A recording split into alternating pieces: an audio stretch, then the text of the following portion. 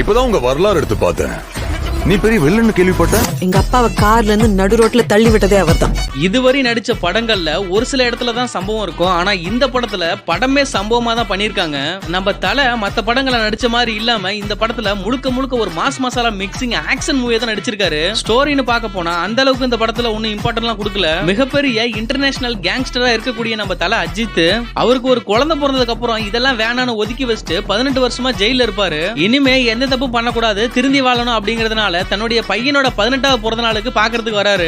அந்த நேரத்துல தன்னோட பையனை ட்ரக் கேஸ்ல இந்த போலீஸ் அரெஸ்ட் பண்ணிருவாங்க. இப்போ தான் பையனுக்காக மறுபடியும் கேங்ஸ்டரா மாறி தான் பையனை எப்படி காப்பாத்துறாரு அப்படிங்கறத படத்தோட ஸ்டோரி. இதுக்கு முன்னாடி மார்க் ஆண்டனி படம் பாத்துட்டீங்கன்னா உங்களுக்கு தெரியும். அந்த படத்தை அப்படியே காப்பி பேஸ்ட் பண்ணா எப்படி இருக்குமோ அதே மாதிரி தான் இந்த படமும். மார்க் ஆண்டனி படத்துல நடிச்ச நிறைய ஆக்டர்ஸும் இந்த படத்துல நடிச்சிருக்காங்க. அது மட்டும் இல்லாம ஓல்டு சாங்ல உள்ள குத்து சாங்ஸ் எல்லாம் எடுத்து மிக்ஸ் பண்ணி தரமான ஒரு மாஸ் மசாலாவா வைப் பண்றதுக்கு தான் ஃபுல் மூவியும் கொடுத்திருக்காங்க.